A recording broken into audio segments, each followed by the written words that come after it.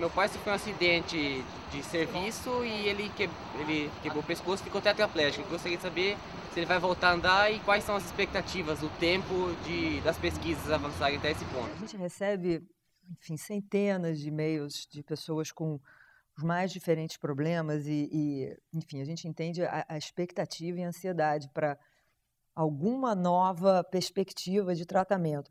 Hoje eu não sei dizer qual seria para uma pessoa. A gente não sabe esses testes clínicos que vão começar agora com as células tronco embrionárias, provavelmente no ano que vem, lá nos Estados Unidos, com lesão de medula.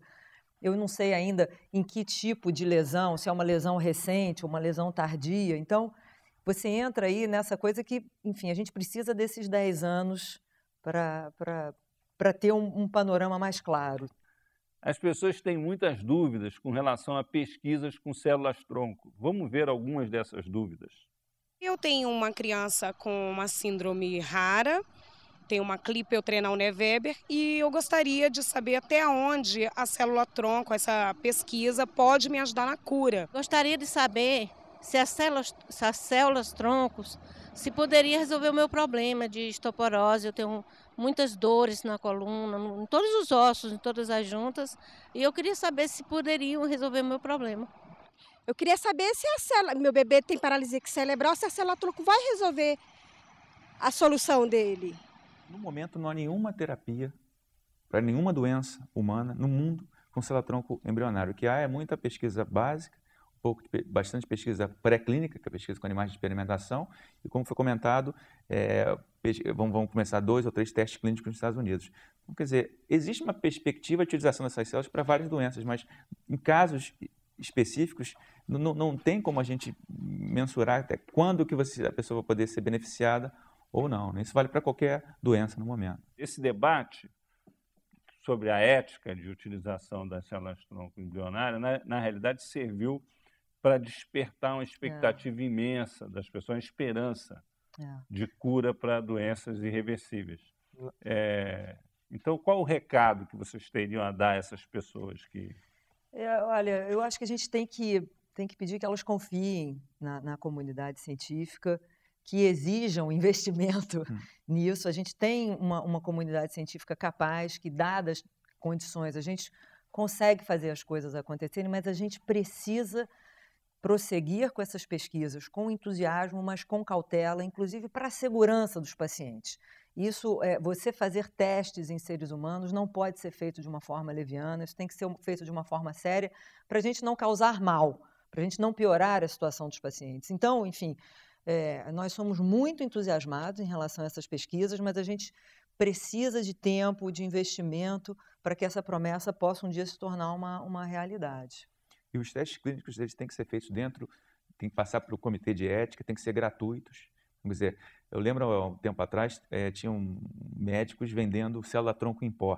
Quer dizer, então eles vendiam uma célula-tronco em pó, que não era célula-tronco, era um pozinho de pó não sei de o quê. qualquer coisa. E aí e a população, como está ansiosa por isso, acha que o nome célula-tronco é um nome mágico que resolve qualquer coisa. Então é muito importante a população estar ciente da diferença do que é uma pesquisa séria dentro de uma instituição pública com apoio do Ministério da Saúde, o que é uma pesquisa, ou na verdade, o que é vender uma célula quando na verdade não é nada disso. Oportunismo, charlatanismo, enfim.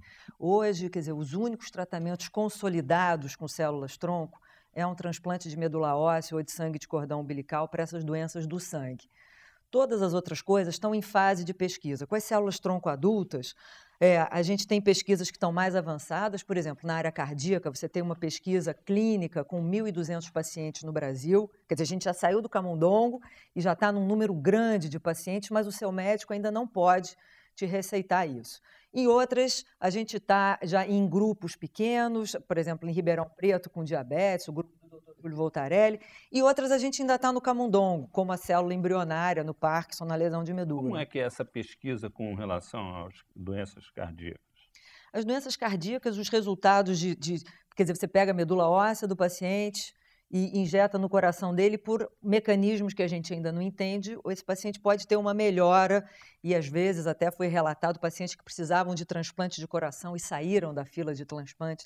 Então, isso justificou um teste financiado pelo Ministério da Saúde em 1.200 pacientes com diferentes doenças do coração, pelo Brasil todo. Isso vem, eu não sei, já há 3 anos ou 4 anos em andamento. A gente espera que alguns dos resultados já sejam divulgados ano que vem, para a gente saber. A gente já sabe que é seguro. O que a gente precisa saber agora é se funciona mesmo. Se funcionar mesmo, isso pode vir a ser incorporado aí ao SUS como uma alternativa a um transplante de coração. Mas, enfim, é só para mostrar que o seu médico não pode te receitar, mas a gente já está adiantado. Mas ainda está dentro da pesquisa. Se essa pesquisa der resultado positivo, vai ser uma revolução na área da... Sem dúvida. Quer dizer, as possibilidades são enormes, e daí o grande entusiasmo. Mas é importante as pessoas saberem, testes clínicos, terapias com célula-tronco ainda estão sendo feitas, essas novas, dentro de instituições de pesquisa. Ninguém pode te cobrar por isso. Enfim, as pessoas não podem ficar tão vulneráveis por causa dessa expectativa a oportunistas que queiram se aproveitar disso. Você acha que essa geração que está agora entre 30 e 50 anos vai ver essas terapias? Eu acho que vai. Eu acho que vai. Eu conto com isso na minha velhice. Eu gostaria que cada um de vocês aproveitasse esses minutos que nos restam para fazer uma aposta com relação à pesquisa nessa área. Qual é a aposta de vocês com relação à pesquisa? Onde ela vai dar resultado mais imediato? Que tempo isso pode acontecer, na opinião de cada um de vocês? Eu acho que a gente vai começar nos próximos anos a ter uma ideia melhor do que a célula-tronco adulta funciona mesmo ou não, por exemplo, como a gente está falando da área cardíaca. A gente vai estar vendo também no próximo ano o início de testes clínicos com a célula embrionária, e isso vai ser fundamental para a gente saber se ela é segura, porque se ela for segura, essa área vai avançar muito mais rápido. E o que as pessoas têm que saber é que mesmo antes dessas células estarem curando alguém, elas já estão contribuindo muito para o nosso conhecimento de biologia humana. Essas células embrionárias, elas são uma ferramenta de pesquisa poderosa. Com elas, a gente aprende sobre a biologia básica humana, e todo o conhecimento sobre a nossa biologia, eventualmente, se reverte numa melhora de qualidade de vida.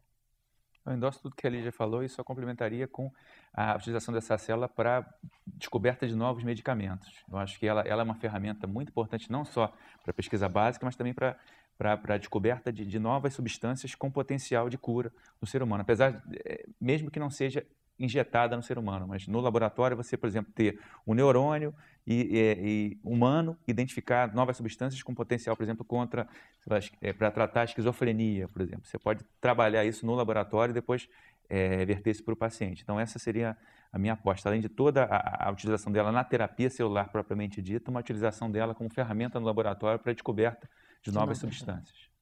Bom, eles são especialistas, né? Mas eu creio, pelo que eu sei o que eles estão falando, que inicialmente acho que as primeiras terapias vão ser essas de reparar dano em órgãos, como o tratamento cardíaco, talvez, né, o tratamento para Parkinson e Alzheimer. E a minha curiosidade é ver como é que essa tecnologia também vai interagir com outras, como por exemplo no caso da lesão de medula, que você tem o trabalho também do Miguel Nicolelis, lá nos Estados Unidos, que usa, né, chips e transmissão eletrônica para ultrapassar o dano que tem na medula. Bom, o 3-1 vai ficando por aqui. Nós gostaríamos de agradecer a presença da doutora Lígia Pereira, pesquisadora do Instituto de Biociências da Universidade de São Paulo, do doutor Steven Rein, pesquisador da Universidade Federal do Rio de Janeiro, são 2 orgulhos para a ciência brasileira, e do jornalista e biólogo Fred Furtado, da revista Ciência Hoje, que nos ajudou nesse debate. Até a próxima quarta-feira.